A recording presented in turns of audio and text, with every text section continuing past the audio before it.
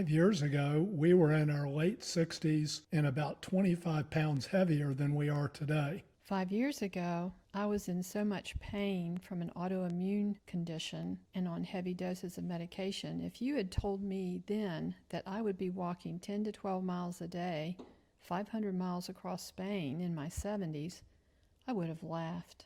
We were eating what we thought was a healthy diet, the Mediterranean diet that most of you have heard of, yet it wasn't working for either one of us, and particularly not helping Helen's aches and pains. If you've been with us for a while and watched the last few videos we've made, you'll know some of our story about being in our 70s and walking 500 miles across Spain on the Camino de Santiago.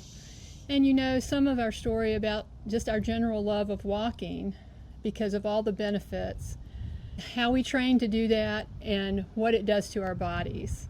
If you're new here, since 2007 we have walked many Caminos. Today, our typical pace is approximately 10 to 12 miles per day. We've talked about the training and the walking, how we live a healthy lifestyle in our 70s, but a big piece of that is something we haven't talked about yet, our diet. And this might be interesting to some of you, so that's what this video is going to be about. Today we're going back farther than just the training that we've done. We're going to talk about some diet changes that we made that have allowed us to feel healthier and just overall better than we had in the previous decades. About 5 years ago, both of us were about 25 pounds heavier than we are now. Wick had come through heart surgery successfully in 2016, and we were following a good, healthy diet that we had suggested to us by doctors. The diet is one you've heard of called the Mediterranean diet. So we were eating fish several times a week, lots of vegetables, fruit, nuts, those kinds of things, olive oil. Whole grains. You know, all the things you know about with the Mediterranean diet. Yeah. And for whatever reason, it really wasn't working for us. We followed it carefully. We just were not feeling well. As good as that diet is for some people, it just wasn't working for us. I was getting achy and stiff joints. It was increasing in pain. We weren't sleeping well. We both had a lot of snoring. We just knew there had to be something better we could do, but we weren't sure what it was. We were so tired of not being able to do the things we wanted to do. We were having to cut back on our activities and not be able to play with our grandchildren like we wanted to, things like that. So we were motivated to find something different and be healthier. And this really was more of an issue for Helen than it was for me at the time. However, I'd already told my doctor I really wish I could lose some weight and redistribute the way things look on my body.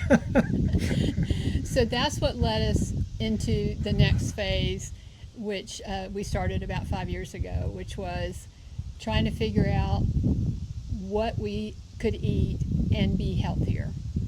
We started out by just doing some simple things like changing the size of our portions, trying different vegetables and fruits, things like that. But it didn't really seem to make a difference, and none of what we were trying was making a difference. After a lot of research and evaluations, I finally found out what was causing all of my achy and painful symptoms, which even led to an autoimmune disorder I had for a while called polymyalgia rheumatica. That was very painful. Couldn't move my shoulders, had a lot of pain. And that motivated me to do some testing that showed I was having inflammatory responses to pretty much all these healthy foods I'd been eating. They were healthy for others, but they were causing major inflammatory issues in my body. The foods that I could eat were beef, lamb, and some fish. That's what I started eating. And some people refer to that diet as a carnivore diet. Eventually, the inflammation left.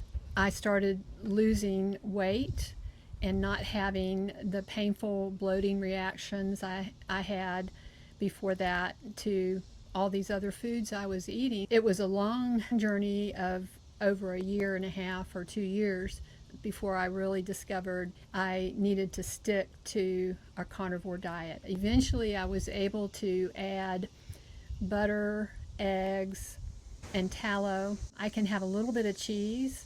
I just feel so much better. I lost 25 pounds and have been able to regain strength and flexibility. So I'm very thankful, but it was a hard season for us both. Wick has always been the kind of husband who supported me in whatever I had to do to be healthy, and I'm so grateful for that. It's a real blessing. If I was going to have to do this, he was not going to have me do it alone. It really wasn't a hard decision. If she was going to make these changes, then I was going to make them too. I even asked her doctor if there was any reason I shouldn't, and the answer was no.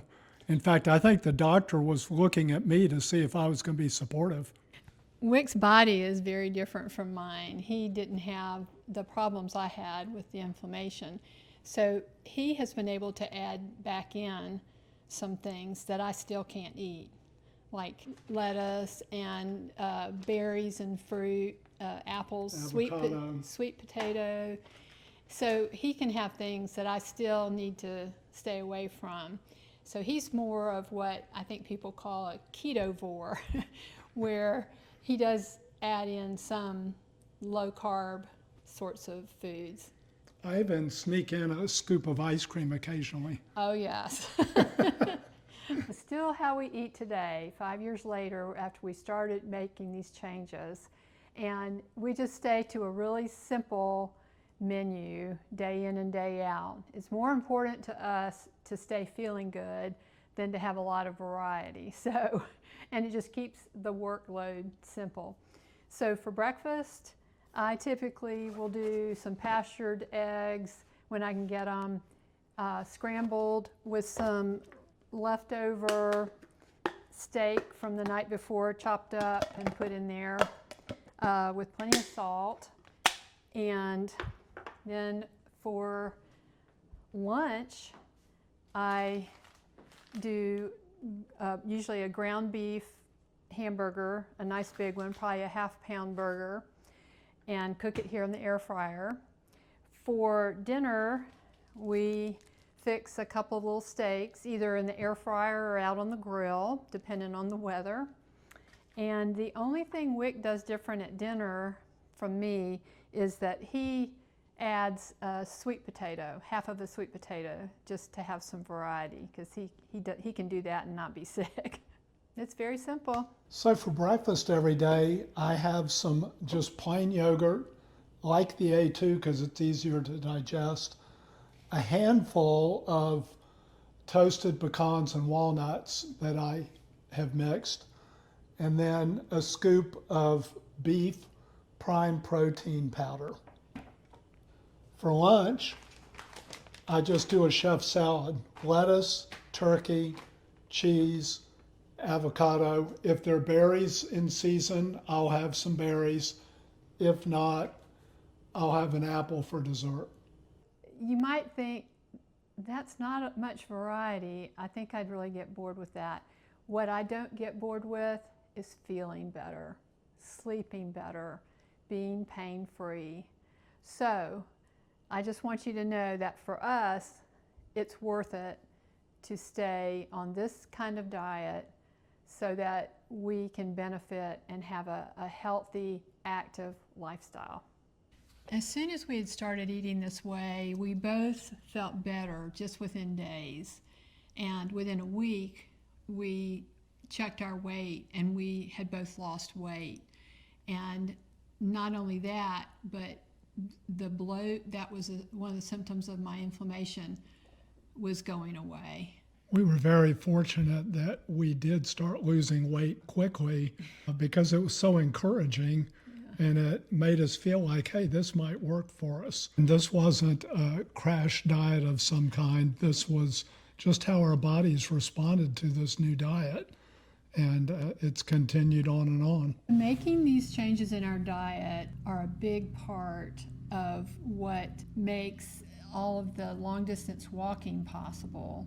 We wouldn't be able to do that without making these diet changes. I would say we're in the best condition, best shape we've been in 20 years, wouldn't you?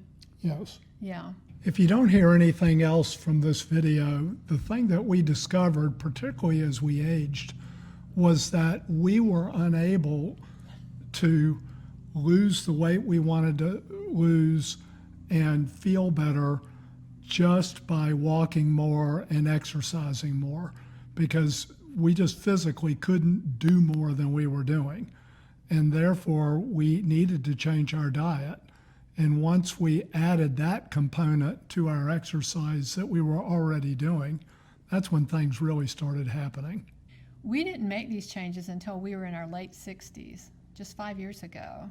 It did work for us. So we're here to tell you it's not too late to try. If you've got a suggestion about how to eat based on some success you have had with changing your diet or what you eat, please put that in the comments below the video. Keep up the hope and do your research and talk to your healthcare professionals, because we're not healthcare professionals. We are just telling you what has worked for us. Until next time, we'll say, Buen Camino.